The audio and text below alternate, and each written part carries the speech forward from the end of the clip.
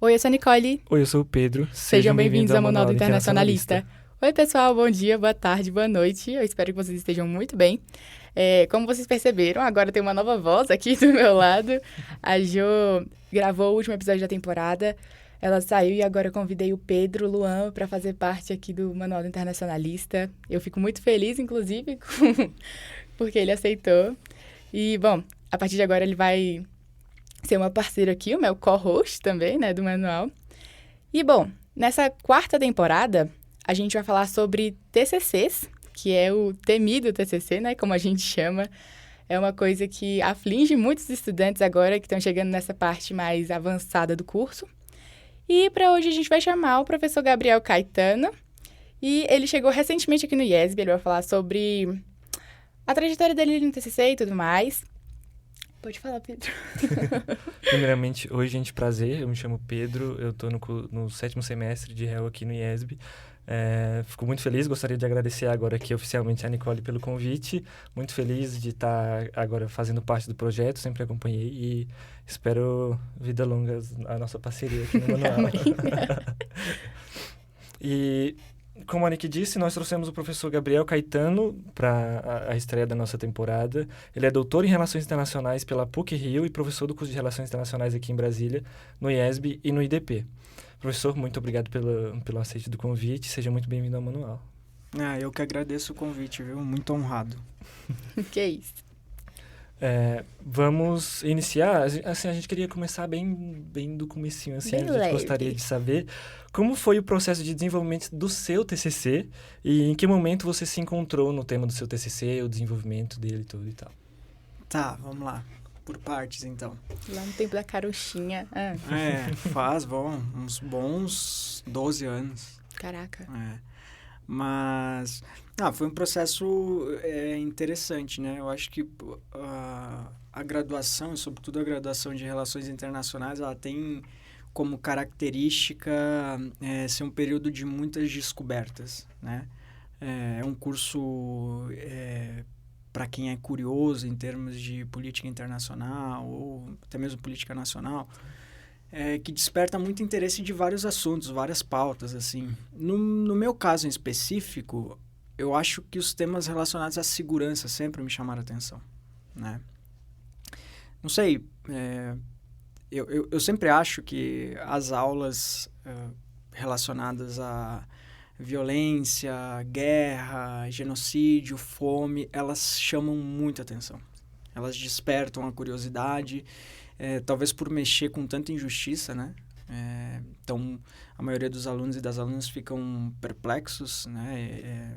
Eu dou matérias que tocam bastante nesses assuntos, vocês sabem. Sim. Então, isso desperta muito interesse e isso acaba refletindo na escolha do tema de TCC, inevitavelmente.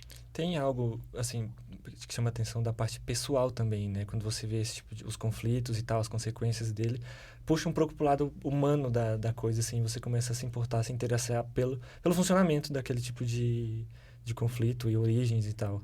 Tem um pouco disso, eu imagino, né? Exatamente, que é mais ou menos... Você escolhe o que te move, né? Sim. E quando pouca coisa te move dentro do curso, isso acaba se tornando um problema, você acaba escolhendo temas que não necessariamente vão te deixar tranquilo ou feliz para trabalhar no TCC. Por isso que eu acho que é muito importante estar se observando durante o curso, sabe? A gente fica estagnado, né? Quando a gente não tem uma matéria, assim, pra chamar de sua. Eu Definitivamente. fico meio assim, pelo menos. Não, tipo, antes, né? Eu ficava assim, meu Deus, não tem nenhuma matéria que eu me prenda. Mas aí chegou História Social e Política da América Latina e eu me encontrei. Sim. Aconteceu comigo com Economia Política Internacional, que no início as matérias de introdução, óbvio que eu gostava, achava curioso e tal, mas eu comecei a me identificar mesmo com essa matéria em específico, que daí acabou que está sendo a minha área de entrada na pesquisa, assim, né? Eu já escrevi sobre direito internacional, mas Economia Política Internacional é a coisa que mais me pega e é para onde eu pretendo caminhar futuramente aí. E é uma área incrível, né? E é isso, né? Eu acho interessante como ocorre esse processo, porque às vezes essa filiação se dá por países. Uhum. Tá? Então, tipo, vários alunos eu vejo que têm interesse em determinado país, se identificam. Às vezes se dá por tema. né? Então, por exemplo, guerra e tecnologia, história da política externa, revoluções, imperialismo. Então, às vezes é por tema, né? E também tem vários alunos que se interessam muito pela dinâmica organizacional da política internacional e aí acabam optando por explorar a Constituição e evolução e trabalho da ONU, por exemplo, ou da OMC, né? Então, são nichos assim que depende muito de como você, né, de como isso te move na sala de aula. E eu acho que esse é um bom caminho de se observar, assim. Sim. Professor, só para constar aqui direitinho, qual foi o tema do seu TCC certinho? Foi para segurança, né? Mais ou menos ali? Isso, foi para segurança. Aconteceu da seguinte forma. Nos primeiros anos da graduação, como eu falei, segurança foi uma área que sempre me moveu. E naquela época, 2011, né, o tema de narcotráfico estava muito na ordem do dia. Crime organizado, transnacional, eram temáticas que eram da ordem do dia. Eu tinha bons professores sobre isso, que influenciou bastante. Uhum. E eu acho que a chave de ouro, assim, para tomar a decisão foi em final de 2012, quando eu fui fazer um intercâmbio no México. E aí, quando eu cheguei no México, obviamente, uma das matérias que eu escolhi para fazer foi relacionada à segurança internacional, e essa matéria ela era focada na dinâmica de direitos humanos, migração e narcotráfico a partir do Triângulo Norte Centro-Americano, ali, ou seja, os 3 países que mais enviam imigrante para os Estados Unidos, né, passando pelo México. Uhum. E aí eu bati o martelo, né? E também teve uma história muito curiosa que aconteceu, que foi no metrô, olha só. A gente estava indo eu e os meus amigos, a gente estava indo para a universidade no metrô e do nada eu vi que tinha uma pessoa careca com... Era o Marco? Não era o Marco. Tinha uma pessoa careca com uma jaqueta grande assim num canto do metrô e eu vi que as pessoas meio que não se aproximavam muito, que começaram a se afastar. Só que essa pessoa estava de costas, não dava para ver muito. Mas eu, no primeiro momento, assim, eu achei estranho, mas não prestei muita atenção. O interessante é que quando essa pessoa foi descer, eu vi que ela era toda tatuada, o rosto e tal. E aí ela passou bem do meu lado, assim, pra descer no metrô, e eu vi uma tatuagem na mão, no punho, assim, que dizia MS-13. E era relacionado a Mara Salvatrucha, ou seja, uma gangue salvadorenha, né? Uhum. Então, a partir daí eu cheguei em casa, comecei a pesquisar sobre o que era, porque eu não conhecia, né? Se chama Maras, né? Uhum. São gangues que, enfim, exploram vários adolescentes, né? Para criminalidade, para lidar com a droga, para assalto, para uma série de crimes ali, sobretudo em El Salvador, né? Que, aliás, agora, com as políticas do Bukele, a maioria desses membros estão presos e são, assim, caçados mesmo, né? Naquelas prisões de segurança máxima lá, que tem gerado muita discussão, inclusive, né? No curso. Sim, realmente. Então, foi uma cena do cotidiano, assim, que acabou me chamando muita atenção. E aí foi. Aí vai ser isso, vai ser narcotráfico e tal. Aí daí desenrolou tudo. Legal. Professor, a gente sabe que a escolha do tema é um dos grandes desafios aqui do TCC e realmente eu acho que é o que mais preocupa os alunos assim de fato. E tem todo aquele negócio da desenvoltura da escrita, o pessoal... A gente tem pouco contato assim com a escrita, quem não foi para a área da pesquisa, né, tem pouco contato assim. E eu queria saber quais são os passos que os alunos podem seguir para facilitar o processo e também a pergunta do episódio, que é como escolher o tema do TCC. A pergunta do milhão, assim. É, a pergunta do milhão aqui. É. Todo mundo quer saber, que não se fala de outra coisa aqui no manual. Olha, Todo mundo quer saber. Eu acho assim, claro, depois de ter passado por graduação, mestrado, doutorado, hoje eu penso muito diferente, eu construo os meus textos, a minha pesquisa de uma forma completamente diferente. Aliás, de uma forma muito caótica, né? Como se fosse uma assemblagem, assim, uma colagem de pedaços de textos e minha cabeça funciona assim. Uhum. Mas esse não é o caminho que eu indico para quem está começando na pesquisa, sobretudo no TCC. O caminho que eu indico é o oposto disso, é ser cartesiano ao máximo, a seguir passinhos, porque eu acho que é importante, sabe? Tentar colocar em ordem as ideias, tentar seguir os passos da estrutura da construção de um artigo ou de um TCC, sabe? A primeira coisa, obviamente, né, o título. Pensar em bons títulos. Um título ele pode ser completamente desinteressante ao ponto de fazer a pessoa sequer abrir o arquivo para ler. Sim. Quando publicado numa revista. Então, o título é uma das coisas muito importantes no texto. Pensar no resumo, pensar o que precisa constar no resumo. Então, o objetivo da pesquisa precisa estar claro. A metodologia, que é algo que a gente esquece de colocar, ou melhor, às vezes não se usa muito, pelo menos nas relações internacionais, de esclarecer como é a metodologia de pesquisa, mas isso tem sido cada vez mais cobrado pelas revistas, então deixar claro ali a metodologia, a teoria ou os conceitos teóricos das REICs estão sendo mobilizados para, né, as lentes pelas quais você vai olhar para determinado problema que você escolheu, né? Eventualmente, se você for ter hipóteses para lidar com isso, né? Deixar isso tudo claro. Seguir esses passinhos, sabe? De forma muito cartesiana, porque facilita.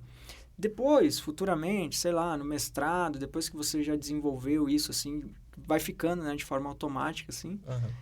Aí se aventurar, respeitar mais um jeito livre de escrita, né, fazer novos experimentos, mas eu acho que esse começo é importante, seguir esse passo a passo. Eu acho que essa coisa mais metodológica mesmo de seguindo passinhos e talvez definitivamente o mais indicado para quem talvez o primeiro contato com a pesquisa seja o TCC, né?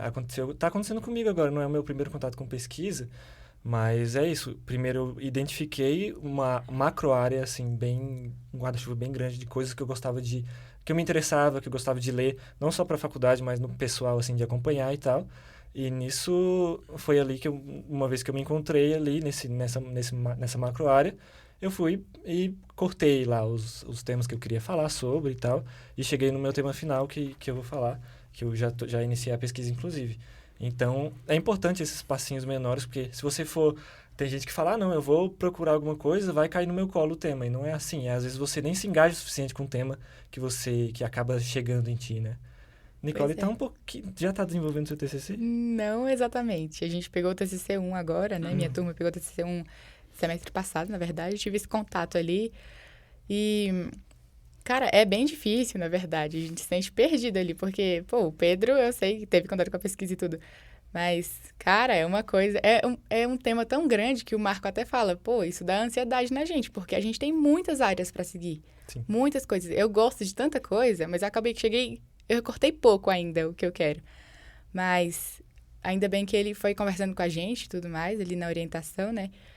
Mas é bem difícil. Você delimitar uma coisa é bem difícil. Essa escolha do tema e essa delimitação é o processo do funil, né? Uhum. Então, se você pensar num funil, a estrutura de um funil, você começa como algo muito amplo e você vai afunilando até chegar ao momento decisivo ali. Então, é super normal começar mapeando algo muito grande, estratosférico, querer reinventar a roda... um espaço-tempo gigantesco de 20 anos. É normal. Isso... E, nossa, esse do espaço-tempo de 20 anos aconteceu comigo exatamente sobre isso. Eu queria falar sobre as cartilhas do Banco Mundial para a América Latina, dali começando na década de 90. Uhum. E aí eu queria falar da década de 90 até 2018. Nossa, ia dar 70 páginas. Eu ia ter que fazer uma monografia. E aí, falando com o Marco e com o meu orientador, eles me indicaram, você vai ter que abdicar de alguma coisa. Eu sei que você quer escrever sobre isso tudo, abrange toda essa temática, e esse é um negócio que me pegou muito. Ter que deixar de escrever sobre algo para escrever sobre outra coisa. Eu queria falar sobre um monte de coisa. E aí, acho que eu recortei o tema para o meu TCC, mas acho que eu ainda guardo essas outras variações para futuras pesquisas que eu fizer e tal. Acho que isso é bem importante. Esse sacrifício me doeu bastante também. Às vezes é importante simplificar. Então, por exemplo, pensar em um estudo de caso. Tá? Então, você escolhe um caso, esse caso delimitado dentro de um espaço-tempo curto, né?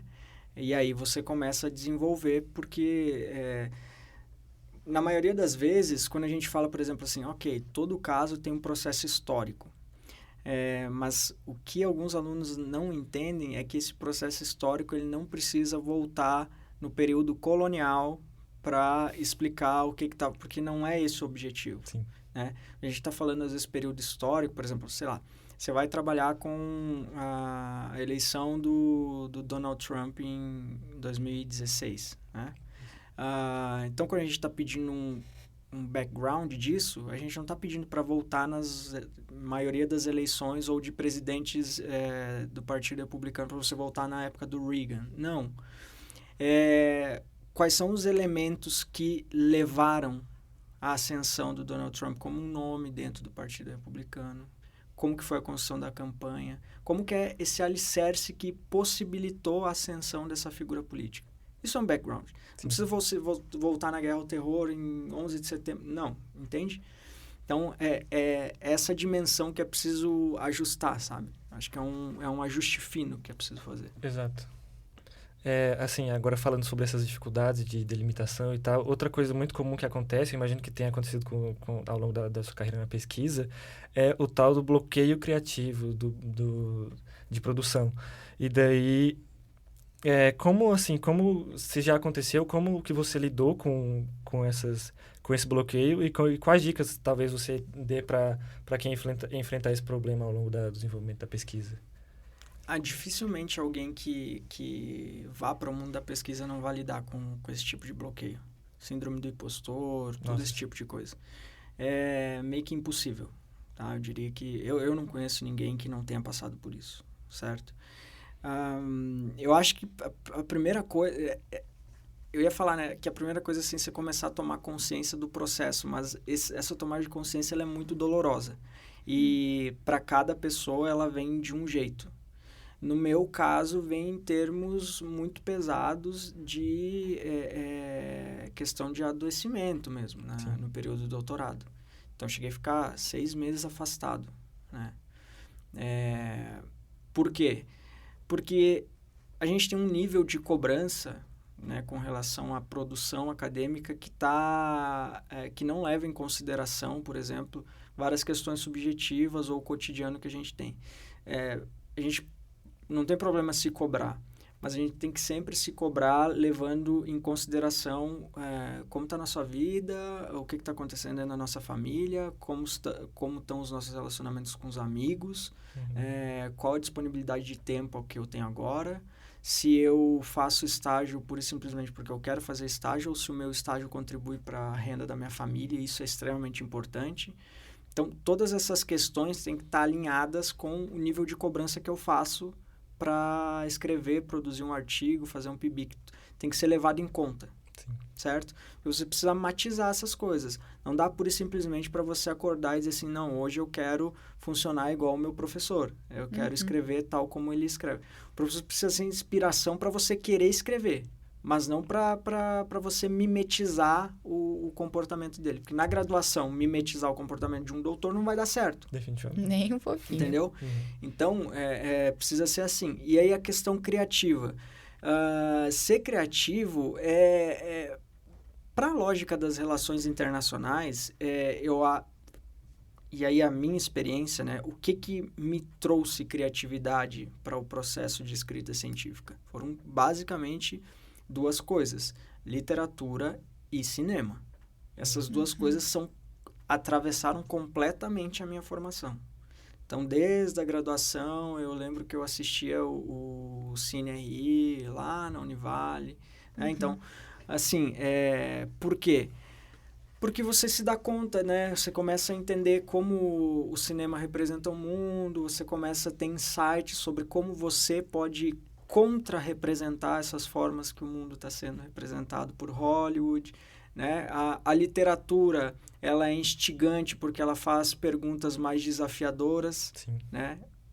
A diferença da ciência é que, né, a produção científica sempre está buscando algo meio que uma resposta mais certeira, mais objetiva, né? Algo assim definidor e tal. A literatura, ela viaja o tempo inteiro, né? Ela flutua. Sim. Então ela não tem medo de fazer pergunta, ela vai, né? E eu acho que, para mim, ambas as coisas funcionaram muito. Eu indico. Talvez não funcione para todo mundo, mas é o que, assim, que eu trago de bagagem, sabe? Eu acho uma boa, porque é algo lúdico quando você assiste um filme. E tem quem fala que assistir um filme é um ato passivo, né? Mas não, é um ato ativo. Você está pensando naquilo ali. Uma coisa que eu tenho acompanhado recentemente, dessa das minhas de entrar mais na coisa do cinema, é de pensar no tempo histórico em que aquele filme foi feito, em que lugar que ele foi feito, que lugar ele foi idealizado, quem escreveu, quem é o diretor, em que circunstâncias sociais aquela pessoa cresceu e se desenvolveu, o gosto por cinema e até no pessoal mesmo. Então, acho que essa é uma dica boa até para você conseguir desenvolver essa capacidade de análise, não só do objeto que está na tua frente, mas do todo o background que vem junto com aquilo ali, né? Porque uma coisa não se desassocia da outra de forma nenhuma. E só sobre isso, sobre essa passividade, claro que isso está ligado a algumas teorias do campo da comunicação, do cinema, etc. e tal. Eu lembro que uma vez eu estava dando um mini curso, não lembro em qual congresso exatamente, mas uma aluna, e era sobre visualidade e cinema na política internacional. Uma aluna levantou a mão e falou assim, tá, professor, mas espera aí, como que o filme influencia a política internacional, ou melhor, como o filme influencia o nosso cotidiano? Aí eu falei assim, você gosta de filme? Ela falou assim, não exatamente, mas os meus pais gostam muito de filme. Eu falei, ok. Qual filme que os teus pais gostam? Aí ela falou assim, o meu pai é fã da saga Star Wars. Aí eu falei assim, ok, isso é ótimo pra gente pensar, porque eu imagino que o teu pai, a tua mãe, ou quem mais que goste da saga Star Wars, nunca tenha lido uma minuta da ONU, ou, sei lá, alguma carta, resolução no Conselho de Segurança. Não, as pessoas não têm esse tipo de contato. Né? Mas eles têm contato com toda essa filmografia de Hollywood ao ponto de seu pai ser muito fã de Star Wars. Star Wars está falando sobre política externa norte-americana e sobre um sistema de armas. Sim. Certo? Então está construindo um imaginário. Então teu pai está descobrindo política internacional por meio desse tipo de filme, por meio desse tipo de narrativa, não por uma resolução do Conselho de Segurança da ONU. Então, é por isso que o cinema importa para as relações internacionais, porque ele faz parte, é cultura popular e faz parte do cotidiano. Né? Entra nas casas ao redor do mundo o tempo inteiro e constrói esses imaginários.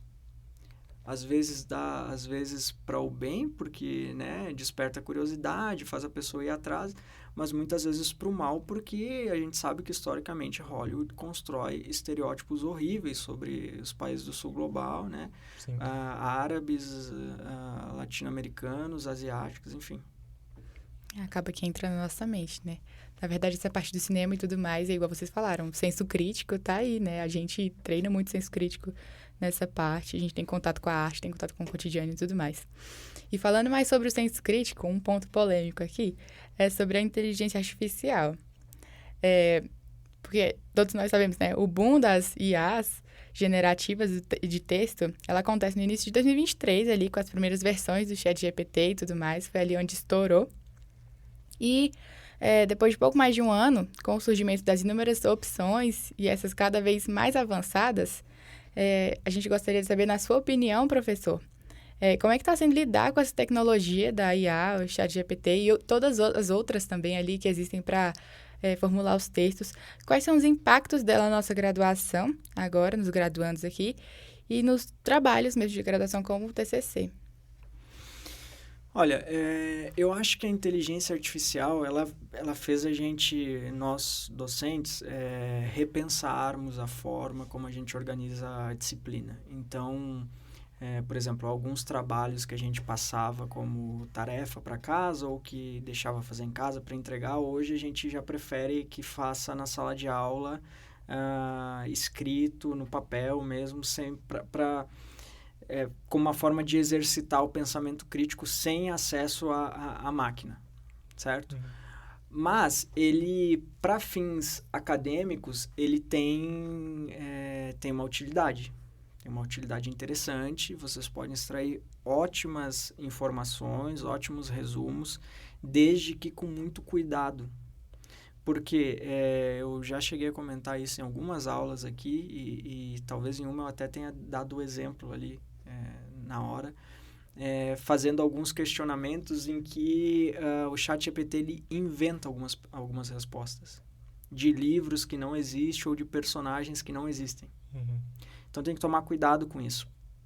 Porque eu, enquanto professor, vou saber na hora se aquele personagem existe, se aquele texto é verídico, se aquele livro existe. Então são várias as formas de identificar se está correta a informação ou não.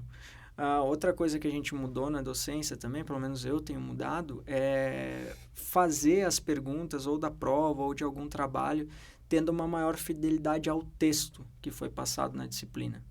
E cobrar que essa resposta ela seja elaborada tomando como base esse texto e não ideias vindas de fontes terceiras, de ChatGPT, etc. e tal. Sim. Então, é uma remodelação que a gente está fazendo, né? Que envolve vocês, mas é algo que, desde que se saiba lidar com a inteligência artificial, né? É importante. Que a inteligência, na verdade, esse nome inteligência artificial é horrível, né, cara? Porque é a inteligência humana que alimenta bancos de dados e a máquina replica, tá? Exato. Então, tá? É isso. Então, no campo da pesquisa, desde que se tome cuidado, inteligência artificial é válida, funciona e pode ajudar bastante. O problema da inteligência artificial está em outras questões. Como, por exemplo, a guerra. Exato. Aí é mais preocupante. Já houveram uma polêmica recente com o Copilot da Microsoft, exatamente sobre a guerra da Ucrânia. Algumas informações inventadas, informações inverídicas, ou assim, alguns que têm acesso à internet, e não só a banco de dados, mas conseguem acessar a internet em tempo real, ali no momento que você indica um prompt ou faz uma pergunta. E aí, óbvio que a internet é dominada por meios de comunicação ocidentais, de regra. Então, ele abre a informação que vai ser passada ali, é enviesada para esse tipo de pensamento, para essa ideologia em específico. Então, é outro cuidado que se deve ter também. Eu fiquei sabendo também, não sei se é verídico, eu acho que é, mas teve uma IA que fizeram, que ela, em questão de horas, assim, ela foi totalmente enviesada, sabe? Qualquer pergunta que você fazia, ela era enviesada total. Não posso falar para que viés era, mas era, assim, chocante como o pessoal manipula do jeito que quer, né, e tudo mais. É terrível. E eu achei interessante como o pessoal aqui do IESB tomou essa discussão da IA. Pegar a boa parte dos professores, pelo menos todos em que eu tive contato depois desse fenômeno aí, quiseram pegar a IA não como uma vilã do curso ali, né? Alguma coisa assim, mas como algo que pode ser útil pra caramba durante um tempo ali. Sei lá, um diretório de pesquisa. É super interessante você usar a IA com isso. Facilita alguns processos, né? Óbvio com os devidos cuidados. Que as coisas passam a existir no mundo, você tem que saber lidar com elas. Sim. Então, não adianta você radical ao ponto de dizer assim, jamais utilize a inteligência artificial. Não, faz parte, veio para ficar. Talvez seja útil, talvez não, né? Na minha opinião, é a grande última revolução humana. Com certeza. Né? Então, a gente tem que se adaptar. Tem que, assim como eu mudei as minhas estratégias de aula, vocês precisam mudar e eu entendo que progressivamente estão mudando a forma como vocês lidam com a inteligência artificial. Acho que começou num oba-oba muito fantasioso. Eu acho que hoje vocês já têm tomado cuidado. Não, com certeza. E eu acho que o curso do negócio é isso, sabe?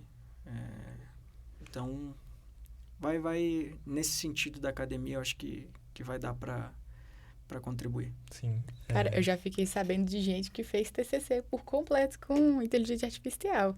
Não deve ter sido só aqui, mas como em outros lugares Já, também. tem várias notícias, né? A questão é que a gente passa no programa ali e consegue detectar rapidinho, né? Sim. E aí, plágio é uma questão já problemática, né? Que vai para outro campo. Pois é, o pessoal Exatamente. usa na maldade, Sai né? daqui. Não tem como. Agora, mudando um pouquinho de assunto, puxando para uma coisa mais da sua carreira mesmo, recentemente você divulgou no LinkedIn e em outras redes um projeto que você faz parte, que é do livro Estudos para a Paz, Perspectivas Brasileiras, do qual você participa com o capítulo Novas Narrativas Visuais e as possibilidades de um fotoativismo para a paz no sul global. Daí, óbvio que isso despertou curiosidade enquanto a gente estava ali analisando as pautas. Daí eu queria que o senhor contasse um pouco para a gente como primeiramente sobre o projeto e como é a experiência de fazer o projeto, fazer parte de um projeto assim. Porque muita gente tem essa curiosidade, eu mesmo já tive um pouquinho disso, mas não assim, sei lá, de talvez participar de escrita de um livro, por exemplo.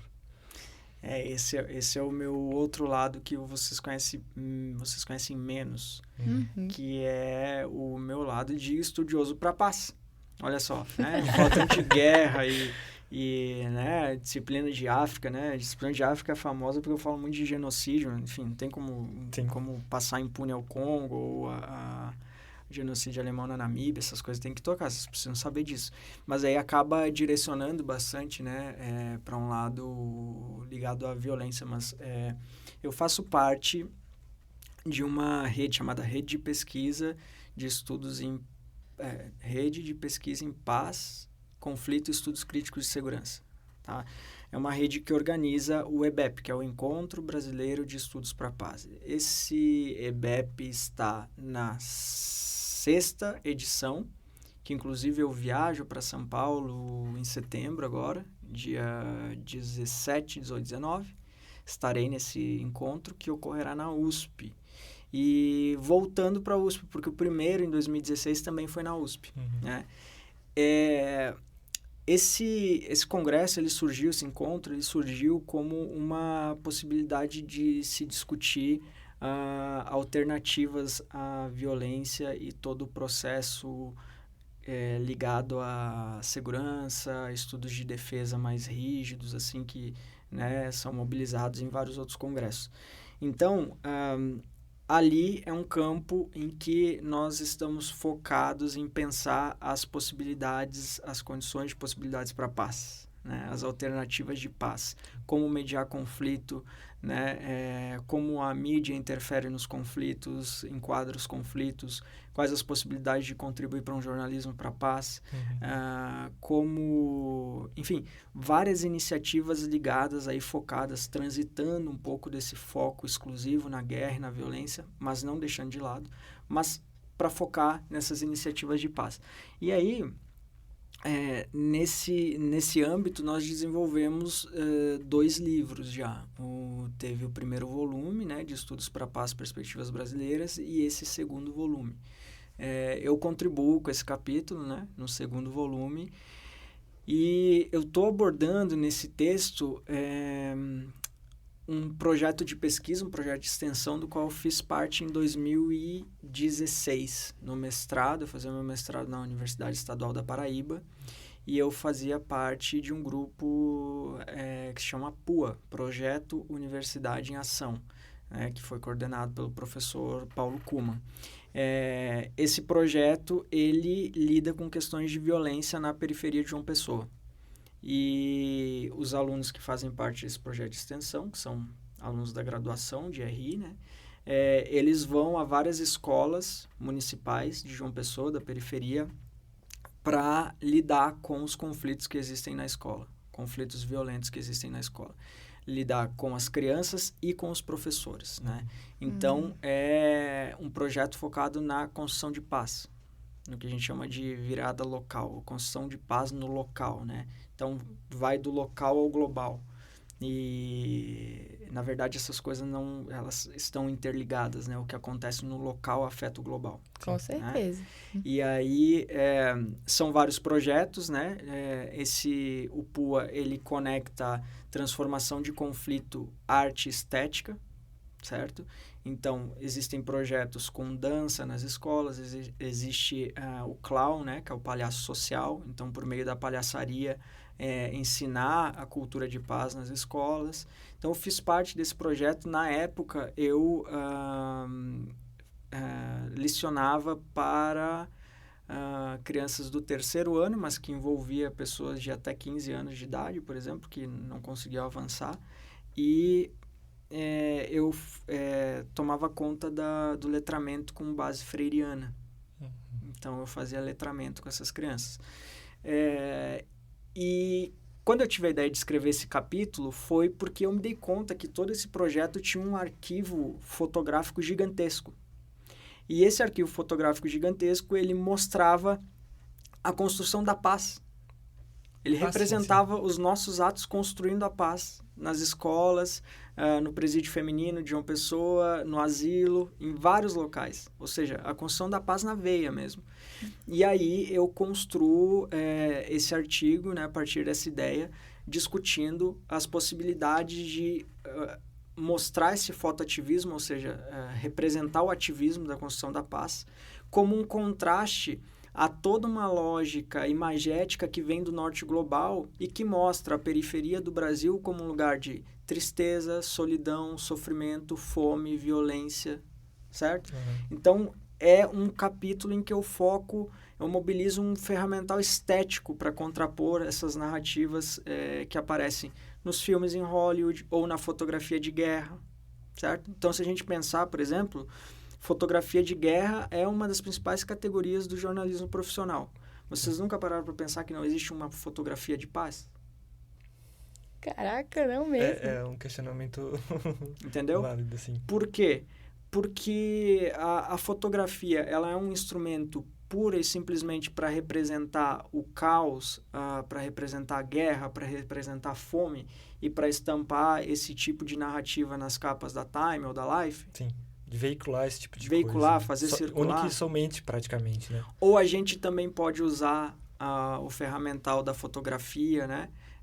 Para representar paz, para representar ações de paz e a construção da paz no cotidiano, como é o caso dessas fotos que eu mobilizo do projeto. Sim, nossa, é super interessante agora, fiquei muito curioso, porque você só recebe nos principais veículos aquela imagem de tristeza, de violência, sangue, de bombardeio, assim e não se tem contato para ninguém, o outro lado das coisas, né, da humanidade, de atividades desse tipo de coisa.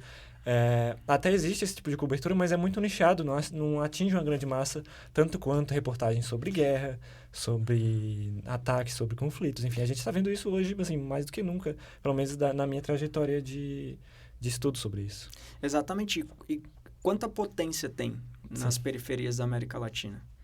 Quantas dinâmicas de violência são impedidas pela união da sociedade civil organizada, dos coletivos, seja de artistas, de moradores de bairro ou de coletivos religiosos também, certo? Que mobilizam a arte, mobilizam a estética, mobilizam a música, mobilizam o esporte, tudo para transformar conflito.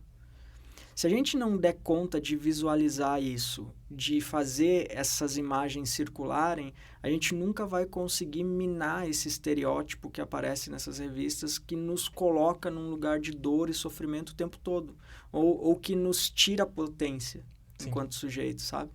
Então, o objetivo desse capítulo foi isso. Incrível. Como fazer isso chegar em mais pessoas, né? E trazer essa outra faceta da... É uma contranarrativa visual. Sim. Demais, professor, de verdade. Bom, a sua carreira, no geral, assim, o projeto do livro e as suas aulas também podem servir de inspiração para muita gente, né? E em conversa com colegas aqui do IESB, isso já acontece, claro. E, na real, a gente quer saber mais quais foram as suas inspirações, suas referências para entrar na academia e, de repente, também autores ou figuras que passaram pela sua vida. Tudo que conta para chegar onde você chegou hoje. Tá. Nossa, tem bastante coisa aí. Mais uma hora de Não, olha, eu tive uma sorte que muitas pessoas não tiveram, que foi a de me aproximar tanto principalmente no minha orientação de mestrado e de doutorado, meus orientadores, né, de mestrado foi o professor Paulo Kuhlmann, de doutorado foi a Maíra Siman Gomes, da PUC-Rio. Foram pessoas que falta até palavras para descrever, assim, porque me ajudaram pra caramba. E são pessoas com um coração muito gigante, muito gigante. E ter sido acolhido por essas pessoas no sentido de... Eu não tinha só um orientador ou uma orientadora, eu tinha pessoas que eu podia falar sobre outros assuntos, sabe? Que me acolheram, que me entenderam, que cobravam também, mas sempre numa lógica para que eu desse o meu melhor, nunca numa lógica punitivista ou, sabe, coercitiva. E graças a essas relações, eu construo as minhas relações com vocês dentro do curso hoje nos mesmos moldes. Sim. Então, eu paro no corredor para conversar e fico conversando com vocês o tempo que eu puder, eu sou disponível, né? Sempre estou me aproximando de vocês, me integrando, nunca me colocando como o terceiro da relação, sabe? Tipo, alguém que está fora. Uma figura autoritária, uma assim, figura, né? Sabe? Ou uma figura que ocupa um espaço muito hegemônico, sabe? Tudo bem, eu sei que por ser professor, a figura do professor acaba tendo seu destaque ali e tal. Mas nunca é meu objetivo, assim, construindo essa imagem, assim, de exclusividade, sabe? Uhum. Mas sim de integração. Acho que esse é o ponto. E eu devo isso a essas pessoas que passaram na minha vida, sabe? E eu acho que algumas coisas, assim, que marcaram a minha trajetória na graduação, eu não lembro ao certo como eu descobri a figura do Vinícius de Moraes na minha graduação. E assim, foi um negócio muito impactante, porque foi meio que educativo para mim, sabe? A poesia dele e tal, e tomar contato com a forma como ele pensava o mundo, e aquela estética meio boêmia, sabe? Aí, foi diplomata, né? Morou em vários países. Quando morou nos Estados Unidos, esteve muito próximo do cinema. E eu olhava assim, nossa, caramba, tem muito a ver com os meus gostos, né? O que eu quero, assim, olha a forma bonita como esse cara escreve, como ele vê o mundo, as poesias e tal. E aí meio que isso foi me dando muita inspiração, assim, para escrever, para pensar a política, sabe? Isso se refletiu muito na minha escrita. Então, se vocês forem ver a minha tese de doutorado, não tanto a minha dissertação de mestrado, mas a minha tese de doutorado, ela tem um estilo de escrita pouco acadêmico. Esse foi um desafio, porque eu não podia perder a cientificidade do trabalho. Mas eu nunca gostei de escrever do jeito, como a maioria das pessoas escrevem, assim, tipo, em terceira pessoa, muito quadradinho e tal. Eu sempre gostei de escrever em primeira pessoa, fazendo perguntas, colocando questionamentos, eu mesmo respondo como se fosse um solilóquio, um monólogo, sabe? Às vezes meus orientadores me puxavam a orelha, mas eles gostavam dessa autenticidade. E isso eu devo com certeza a ter né, descoberto nesse período assim, o Vinícius e tal. E outra inspiração também muito forte foi o Eduardo Galeano. Sei. Com certeza. E a ele, eu acho que eu devo muito a minha preocupação em colocar perguntas pertinentes sobre o mundo. Sim. Eu assisti livros dele e assisti vídeos dele em que ele faz perguntas que travam a outra pessoa, assim, que chocam a outra pessoa. E eu adoro quando eu consigo construir perguntas que chocam. Porque não é fácil fazer uma pergunta bem construída, bem articulada. Sim. Não é tão simples. Tanto é que a gente sofre para fazer TCC, né? Exato. Dissertação. foram duas figuras, assim, e os meus orientadores e tal, assim, que eu mencionaria. Não, incrível. Eu me identifiquei com essa parte da questão da escrita, né? De não se identificar tanto com essa escrita mais... engessada da academia, sabe? É uma coisa que eu sofro também, mas que eu consegui encontrar um meio termo ali com fazendo, né? Acho que é a melhor forma de aprender é fazendo. E aí eu tenho uma coisa, essa de trazer uma personalidade para o texto, colocar questionamentos e se respondendo no mesmo momento, é um negócio que eu também gosto de fazer e me sinto à vontade fazendo por conta de uma inspiração que eu tive, que é do Machado. Durante o meu pré-vestibular ali, eu fiz uma matéria inteira sobre obras de Machado. Eu li todos os livros e todos os contos dele. Então, eu peguei muito da escrita dele. Dessa coisa do contato com o leitor, de trazer um pouco mais para perto, assim, essa dinâmica eu acho muito legal, acho muito interessante. Eu gosto de fazer isso. Interessante saber que você tem algo parecido com isso também. Eu acho demais. Legal. Eu diria, inclusive, que o meu estilo é muito machadiano, pra falar a verdade. Eu acho que tem uma coisa afetiva, assim, porque eu sempre quis escrever um texto meu, me colocar no texto, aparecer no texto, porque eu nunca tive muita coisa na minha vida, tipo, eu não venho de família rica, não tenho posse, não tenho nada, eu falei assim, caramba, um texto meu, que bacana, tá? Então, eu acho que tinha sempre essa coisa, assim, e aí... eu acho que de maneira muito narcisista, assim, eu sempre quis aparecer muito no texto. Sempre quis aparecer. Até hoje eu gosto de aparecer nos meus textos. Porque eu acho que é o meu momento, sabe? Sim. Não, é claro, deve ser uma experiência demais, assim. Eu não sei qual é a tendência e quando que ocorre isso de, sei lá, de escritas científicas ou de outros jeitos também, coisas mais líricas e tal, de você desassociar a pessoa que está escrevendo do texto. É aquela coisa muito engessadinha, muito bem formatada, numa forma específica ali. Você tira o pessoal daquela escrita, o que não faz muito sentido. Porque se alguém está escrevendo aquilo ali, tem traço daquela pessoa, mesmo que você tente tirar o máximo, em todo momento, em cada escolha de pontuação, em cada termo, em cada coisa, né? Exato, termo. Claro. Você tem que... a gente vai se adaptando às circunstâncias, né? Então, por exemplo...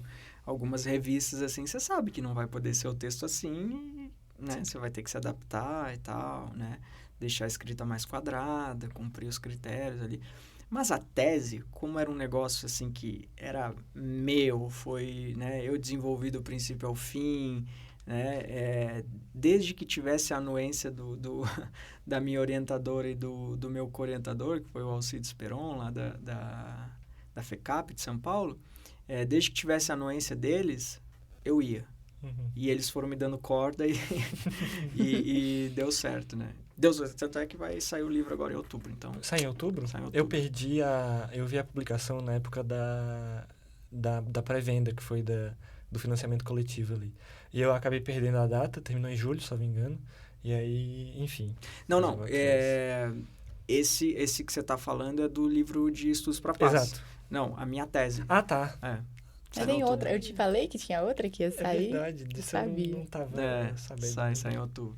Pô, interessante. Ai, professor, caramba, deve ser demais, assim, ficar livre para escrever ali e tudo mais. É claro que tem suas regras, igual você disse. Mas, nossa, deve ser uma experiência única de verdade. Poder colocar ali tudo que você quer, sua opinião, seu pensamento na sua tese. Demais. Incrível. E fazer com que as pessoas que estão lendo reconheçam que, isso aqui tem Gabriel, né? Isso aqui tem Pedro, isso aqui tem Nicole escrevendo, sabe? Conhecer a pessoa também. É absurdo. Mas eu acho que eu só sinto isso da tese, sabe? Na graduação e no mestrado, eu não consegui. Então, olha o tempão que demorou, cara. Pra sair dessa forma. Você vê que é um processo, sabe? Não é simples, assim, você sair escrevendo e achar que é o Machado de Assis. Não, eu meio também, né? Tipo, as pessoas que estão te auxiliando, o orientador, te guiando para escreve desse jeito. Exatamente. Recorta, não usa essa linguagem porque quem vai, a sua banca ou a revista para qual você vai aplicar, não vai gostar disso, sabe? Também. E eu acho que é muito legal quando o orientador ou a orientadora confiam em você, sabe? Sim, isso é muito bom. Quando você tem confiança, assim, você se sente muito inspirado e se sente muito seguro para arriscar. Isso é muito importante, cara. Então, como eu falei para vocês, eu tive muita sorte de ter cruzado com essas pessoas. Isso é muito bom também. Ai, professor, para finalizar aqui, eu queria agradecer por ter vindo, de verdade. É muito bom conhecer esse seu lado aqui no podcast, de verdade. É muito legal mesmo. E muito obrigada. Aliás, vamos aos agradecimentos aqui no geral, né? Pode ir, Pedro, falar algo. Primeiramente, muito obrigado de novo, professor, por aceitar o convite. Eu achei super legal, tenho certeza que vai ser muito bom. Foi muito bom pra gente, vai ser pra quem escutar também, pro pessoal mais novo que tá entrando aí. Eu acho que é isso da minha parte. Tudo bem. Bom, agradecimentos gerais, muito obrigada ao Integre, principalmente Cauê, enfim, que começou com toda a história do manual aqui, deu muita ajuda para as meninas, para a Maju e para a Bia, nossas fundadoras aqui.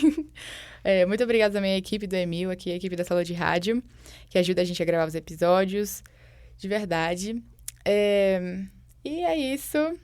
Até o próximo episódio, gente. Lembrando que eu sou a Nicole. E eu sou o Pedro. Obrigada por escutarem o Manual do Internacionalista.